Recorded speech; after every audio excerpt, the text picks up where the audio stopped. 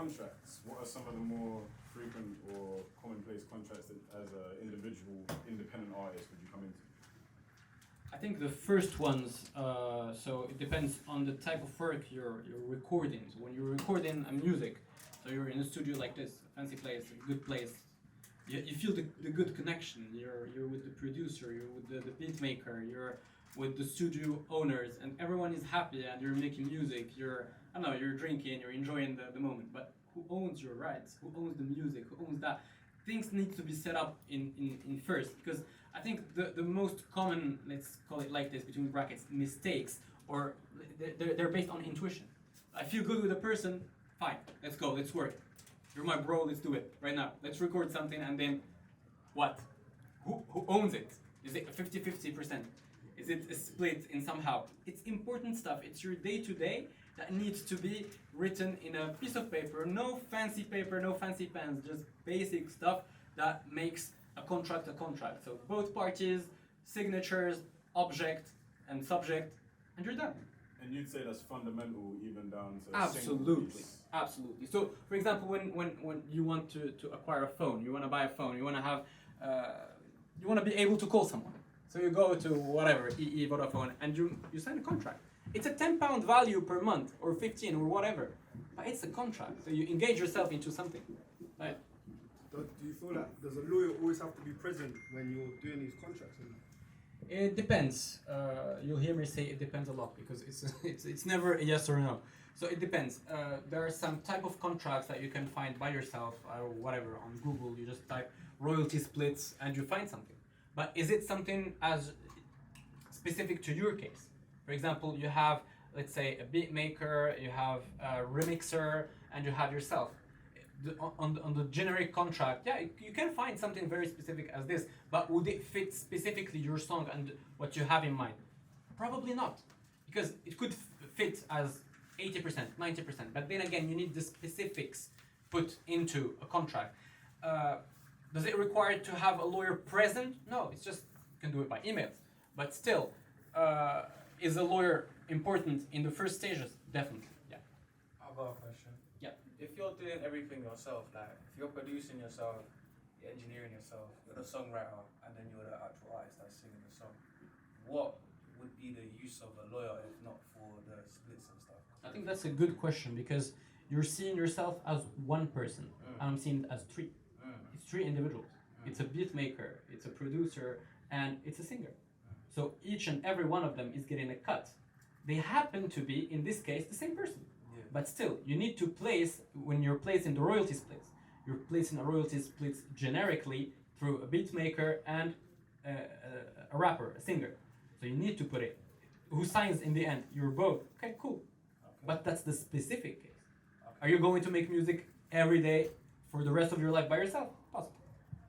But you need to have some types of generic contracts that you can be working on even by yourself. I understand that having a lawyer might cost money. Everything costs money. Recording sessions cost money. Lawyers cost money. Managers cost money, don't they? So what I mean is, you need to set priorities, and you need to set budgeting, and you need to get someone that a good manager would advise you even financially. Like, you have money, you need to do this and this and this with it. And in that, if you're putting money through marketing, you're also putting money through contracts. You need to. It's a must.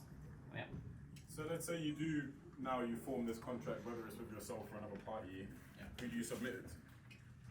What do you mean? So I've got a contract that's a written contract, but where do I register this contract so it's a valid legal contract? You just need to sign it. There are free platforms online where you can authenticate a signature, and you keep a copy and the other person keeps a copy.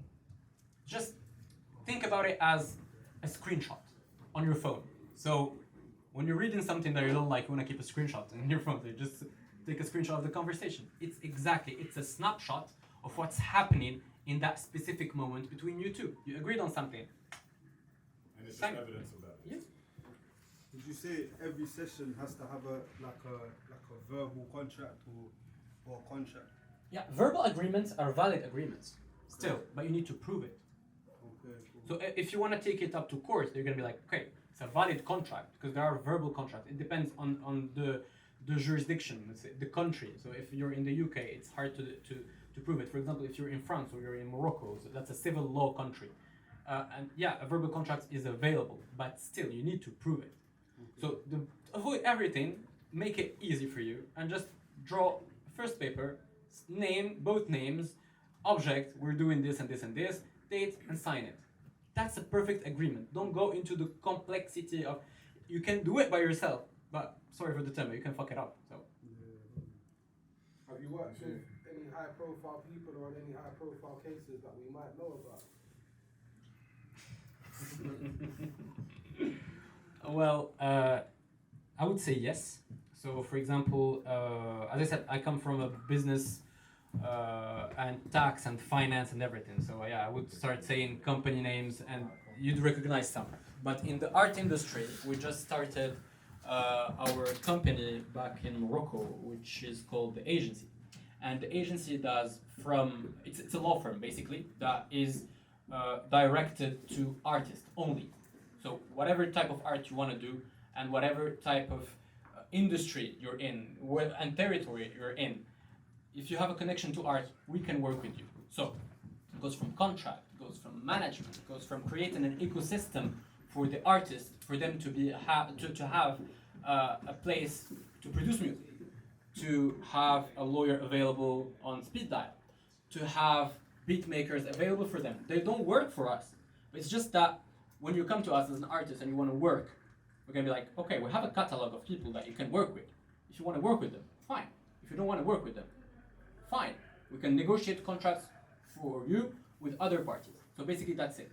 You can check, we're like 12 artists now? 12 artists on only 5 months and a half, 6 months. It's growing in Morocco and it's making a name of it. But yeah, hopefully in the next upcoming weeks you're going to be seeing something interesting. Just another one, sorry. Splits on distribution services, is that legally binding as well? What do you mean? So you know if you use like DistroKid, TuneCore, things like that, and you do like a percentage split with another artist, is that something that would stand up if it came to like a legal battle or something like that? It depends again, because here we're talking commercial disputes. If it goes, so imagine this goes bad, it's a commercial dispute because it's between a company, for example, or two artists. That's a commercial dispute. Okay. Would it stand? It's some type of proof. Yes. Is it a contract? It's not.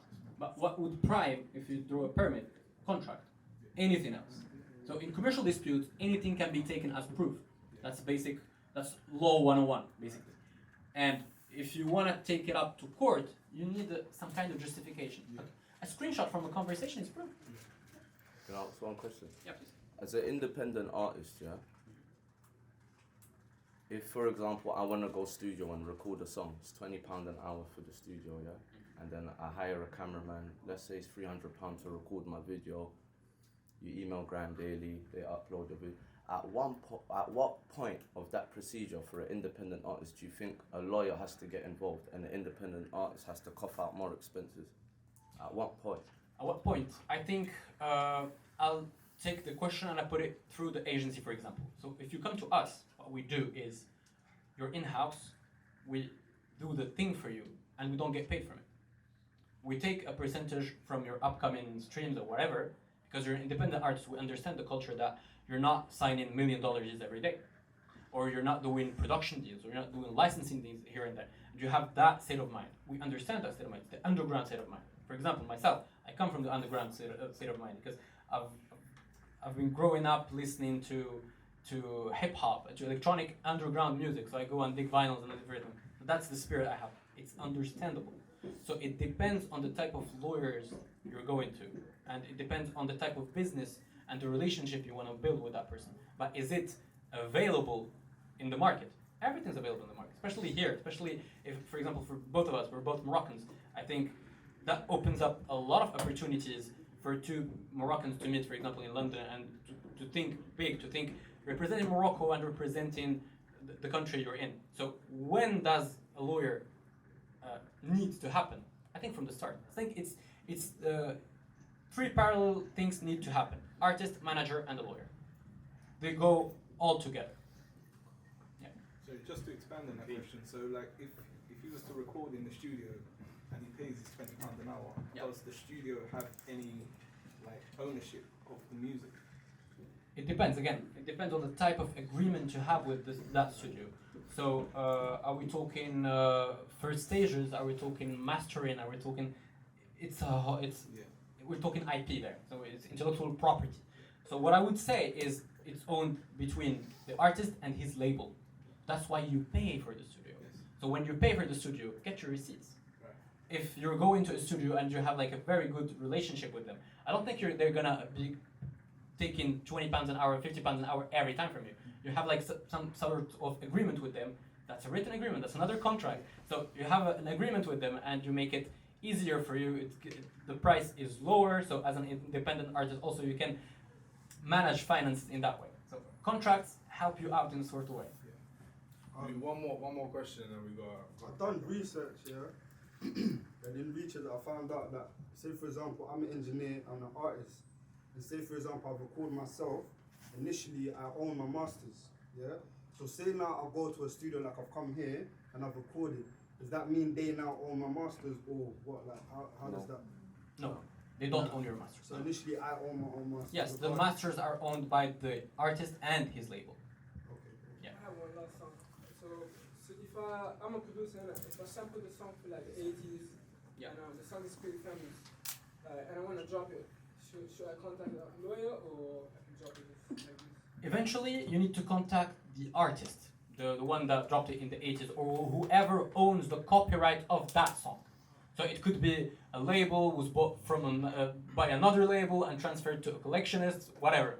That person owns the copyright. So now you're trying to have that verse or that song or whatever in yours. It's possible. It's not, but still, it's very risky because if you drop it now and I don't know, you're just having fun in your studio and it goes viral, it's your ass basically.